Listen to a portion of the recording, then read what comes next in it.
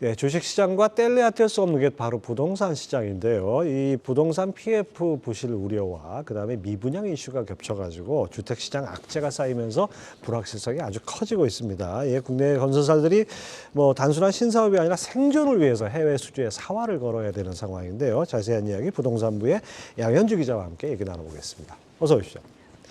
요즘 주택시장 나쁘다 하는 얘기는 많이 들었는데 얼마나 안 좋은 겁니까? 네, 지난 한 해 주택시장 엎친 데 덮친 격이라고 볼 수 있겠습니다. 이 고금리 장기화로 부동산 PF 사태가 본격화된 데다 여기에 이제 공사비 갈등과 미분양 문제까지 겹친 건데요. 실제 지난해 11월 기준 건설공사비 지수는 153.37로 전년 동기 대비 27.57% 상승했습니다. 치솟은 공사비로 정비사업 사업성이 뚝 떨어지면서 이 공사 현장이 중단되거나 심지어 사전 청약을 했는데도 사업이 취소되는 사례가 발생하기도 했습니다. 재건축이나 재개발 할 것 없이 시장 자체가 위축되면서 국내 건설 수주는 지난해에 이어 올해도 감소할 것이라는 전망입니다. 지난해 국내 건설 수주 전년 대비 17.3% 감소했는데 올해 역시 이보다 1.5% 감소한 187조 원 수준을 기록할 것으로 전망이 됩니다.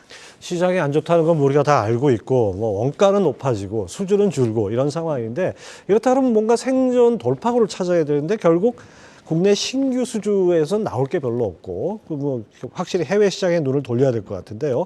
근데 국제 정세가 지금 특히 중동 같은데 심상치 않지 않습니까?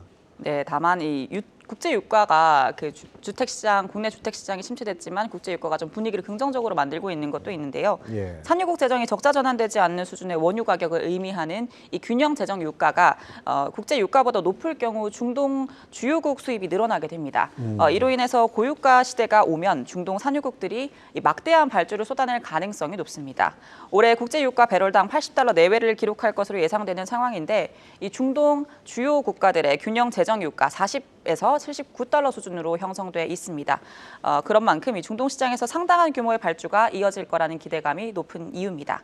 실제 올해 중동 시장 규모는 전년 대비 11.7% 늘어난 6,698억 달러, 우리 돈으로 900조 원에 육박할 것으로 전망됩니다. 네, 국내 수주는 계속 감소하는데 해외 수주, 특히 중동에서는 11% 이상 증가한다는 건 고무적이네요.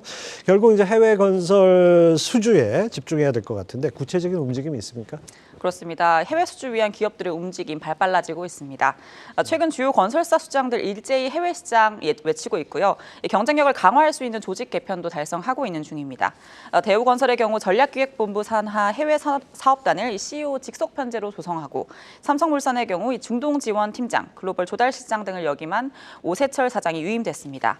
이 같은 움직임은 해외 수주가 지난해 건설사별 실적 희비를 갈랐기 때문입니다. 실제 네옴터널 등 대형 프로젝트를 수주한 삼성물산과 현대건설의 경우 지난해 4분기 영업이익이 각각 11%, 174% 급증할 것으로 추산됩니다. 반면 비교적 해외 실적이 미비한 DLENC와 GS건설의 경우 이 영업이익 감소가 예상되고요. 다만 아직 해외 시장 원가 개선이 이루어지지 않았기 때문에 건설 업종 주가 상향 조정되진 않았습니다. 그럼에도 증권업계는 오는 2025년부터 해외 부문 비중이 본격적으로 실적과 주가를 견인할 것으로 분석했습니다. 네, 앞으로 이제 활로는 해외에 있다. 뭐 이 부분에 대해서는 컨센서스가 확실한데 이게 마냥 장밋빛으로 보기는 좀 힘든 부분도 있죠. 네, 맞습니다. 이 해외 건설 시장에서 가장 많은 부분을 차지하고 있는 중동 같은 경우에 불확실성이 좀 커지고 있습니다. 아까 말씀해 주신 것처럼 이스라엘 하마스 전쟁이 지속 중인 데다 중동 지역 각 국가들이 이른바 현지화 정책을 좀 강화하고 있는 추세입니다.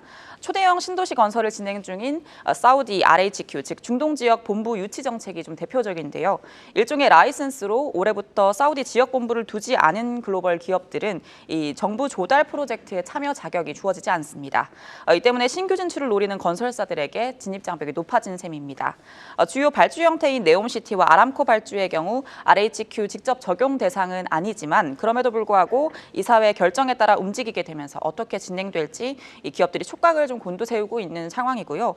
현재 국내 기업 중 RHQ 라이센스를 획득한 곳은 삼성물산과 두산에너빌리티, LG전자 단 3곳뿐입니다. 삼성 엔지니어링과 현대건설은 지금 막바지 작업이 진행 중입니다. 예, 사우디도 이제 온쇼링 약간 그런 정책을 펴는 것 같습니다. 양윤주 기자 잘 들었습니다.